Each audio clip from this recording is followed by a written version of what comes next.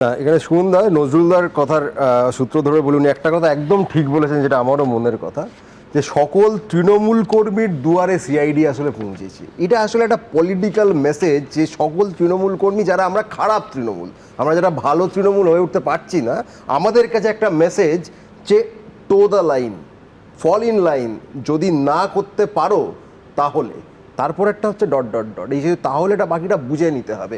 সেইটা আমরা যারা একটু কম বুঝি, আমরা যারা একটু রাষ্ট্রশক্তির ক্ষমতা সম্পর্কে আমাদের অতটাও সম্মান নেই, যেটা ঠিক আছে আপনি জেলে ঢোকাতে পারেন, মারধর করতে পারেন, সব করতে পারেন, কিন্তু আমরা একটু কম বুঝি, তো আমরা মাথাটা নোয়াতে রাজি নই। আমরা যারা খুব খারাপ তৃণমূল, আমাদের দুয়ারে যে সিআইডি পৌঁছচ্ছে, এটা নজরুলদার সঙ্গে আমি সম্পূর্ণ একমত। বলছো এটা প্রতীকী রেড, এটা বার্তা কেন বলছি, দেখুন, আগে আমরা দেখতাম কখনো সিবিআই আসে, কখনো ইডি আসে, কখনো এনআইএও আসে মাঝে মাঝে, এখন সিআইডিটা জুড়েছে। এখানে উল্টোটা বলবে না যে আগে কখনো কখনো সিআই, বেশিরভাগ সময় রাজ্য পুলিশ, কলকাতা পুলিশ, সিআইডিরা বিরোধীদের দুয়ারে পৌঁছে যেত। বেশ, সেই সময়ে দাঁড়িয়ে তার সমালোচনা হতো কি হতো না, যে এটা ঠিক হচ্ছে নাকি ভুল হচ্ছে। আজকের দিনে দাঁড়িয়ে যখন ফিরদৌসদা আছে, তরুণ আছে, সিবিআই বা ইডি যতগুলি মামলাতে বিভিন্ন সময় তথাকথিত রেড করেছে এবং আমরা ঘন্টা দুয়েক ধরে আমরা আলোচনা করেছি, তার কোন মামলাটার লজিক্যাল কনক্লুশন আজ অবধি হয়েছে? বা 15 বছরের তৃণমূল শাসনে কত অসংখ্য সিবিআই ইডির মামলা, মানে সিবিআই ইডি যাতে আসে, শামীমদা নিজে, তরুণ নিজে, বিকাশবাবু সবাই করেছেন আর কি, সে কোন মামলাটার আজ অবধি লজিক্যাল কনক্লুশন হয়েছে?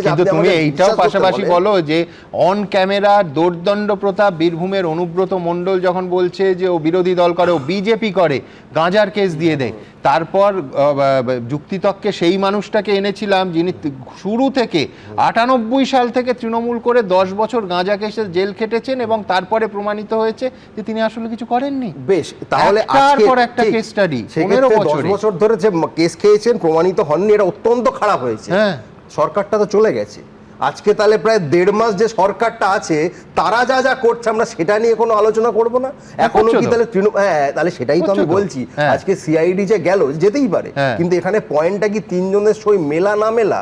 আমাদের কি বিধায়ক সংখ্যা 27 ছিল যে আমাদের আরো 3টে জোর করে ফরজারি করে দরকার ছিল? আমাদের বিধায়ক সংখ্যাই তো আসে। অনির্বাণ, 3টে বাদ দাও, যদি একজন বিধায়কেরও ফরজারির অভিযোগ ওঠে, সে তদন্ত হবে না? 100 বার ফরজারির অভিযোগ, সাধারণ মানুষও যদি এই অভিযোগ করে, ফরজারির যে অভিযোগটা উঠছে, সেই অভিযোগের মূল ভিত্তিটা কি? যে শোভনদেব চট্টোপাধ্যায়কে আমরা বিরোধী দলনেতা হিসেবে মানি কি মানি না, that is the central question. এবার যারা যারা বলছেন আমরা মানি না, তারা কি সেদিন বলেছিলেন আমরা মানি না? তারা তো হাত তুলে বলেছিলেন আমরা মানি। মানা না মানার প্রশ্ন নয়, প্রশ্ন হচ্ছে বৈঠকে সেই সিদ্ধান্ত নেওয়া হয়নি এবং পরবর্তীকালে ব্যাকডেটে সই করানো হয়েছে। এটা তো মানে আমি বলছি সেই অভিযোগ, যদি হয়ে থাকে, সেই অভিযোগ যারা বলছেন যে আমাদের সই আমরা করিনি বা অন্য কেউ করে দিয়েছে, আমরা ছিলাম না ইত্যাদি যারা বলছেন, সেই জায়গাটা থেকে মুট পয়েন্ট আমি আবারও ফিরে আসছি। সেটা 3 জন হতে পারে, সেটা 6 জন হতে পারে, সেটা 9 জন হতে পারে, আপনি তাদের জায়গাটা বাদ দিন। তারপরেও তো বিরোধী দলনেতা তো তৃণমূল কংগ্রেসের মনোনীত ব্যক্তিরই হওয়ার কথা।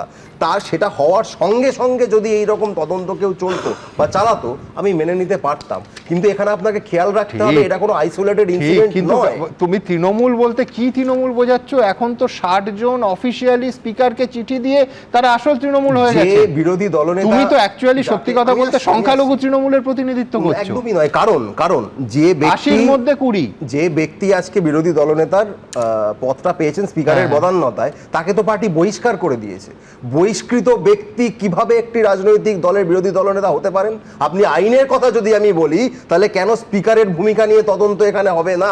যদিও আমি জানি স্পিকার সব রকম আইনি তদন্তের ঊর্ধ্বে, বাট এটা আমি জনতার কাছে আমি আবেদন জানাচ্ছি। কিন্তু আমি বলছি, তুমি নিশ্চয়ই জানো মামলা হয়েছে, আদালত, সেটা হবে, সেটা হোক। এবং তৃণমূল একা মামলা করেছে তা নয়, এর আগে এই একই মামলা কিন্তু শিবসেনাও করেছে, ঠিক আছে, উদ্ধব ঠাকরেও করেছে। আপনি আমার লজিকটাকে খণ্ডন করে দেখান।